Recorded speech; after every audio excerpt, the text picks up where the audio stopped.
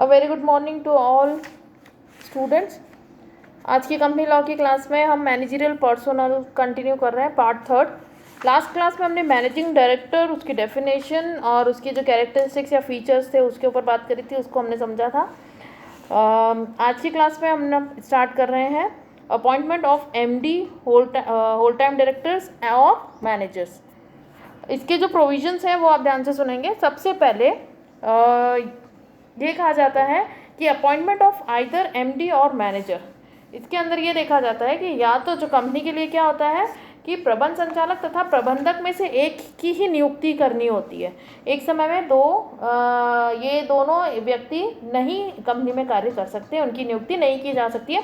प्रत्येक कंपनी में प्रबंध संचालक तथा प्रबंधक में से एक ही पद की नियुक्ति कर सकती है। कोई भी कंपनी एक ही समय पर प्रबंध संचालक या प्रबंधक की नियुक्ति नहीं कर सकती है, as per section 196 subsection 1।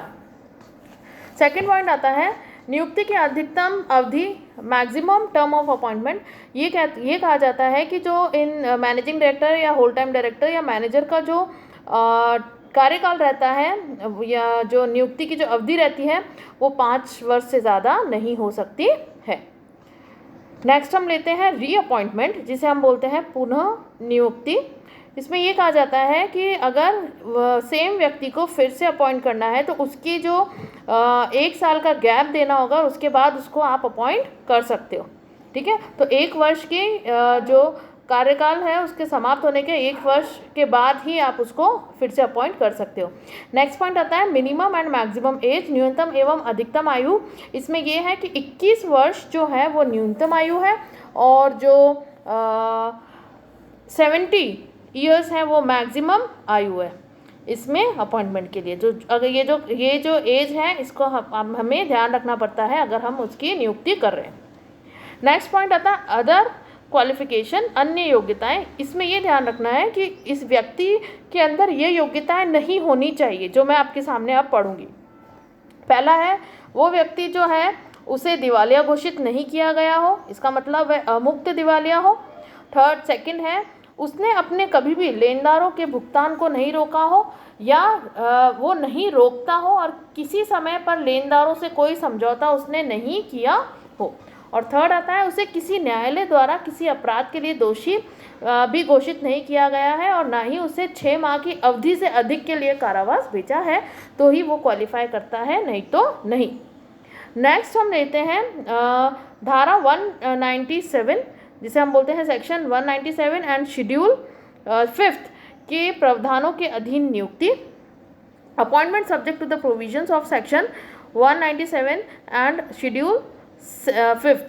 The company shall appoint a person as managing director or whole time or a manager while complying with the provisions of section 197 and of schedule 5th.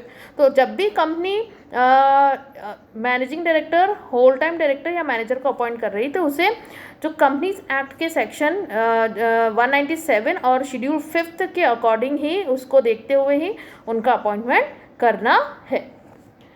Next आता है इसमें संचालक मंडल द्वारा साधारण सभा में अनुमोदन की शर्तों पर नियुक्ति। Appointment by board of director subject to approval of general meeting.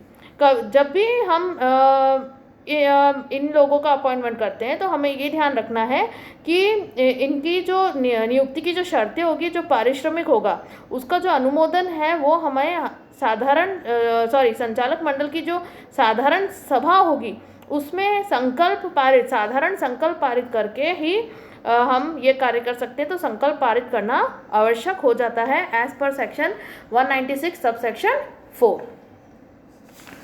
Next आता है इसमें केंद्र सरकार द्वारा अनुमोदन। अब जो सेंट्रल गवर्नमेंट है यदि नियुक्ति की शर्तें वह जो हम रेम्यूनरेशन पे कर रहे हैं वो शेड्यूल 5th की शर्तों और सीमाओं से भिन्न है, अगर अलग ऐसा कुछ हम कर रहे हैं तो उसके लिए क्या करा जाता है, जो नियुक्ति का अनुमोदन जो है हमें वो केंद्र सरकार से लेना होगा एज पर सेक्शन 196 सबसेक्शन 4। तो सेंट्रल गवर्नमेंट से अप्रूवल लेना है अगर हम शेड्यूल 5th के अकॉर्डिंग अपॉइंटमेंट नहीं कर रहे हैं, उससे कुछ भिन्न सीमाएं या शर्तें हमने रखी है।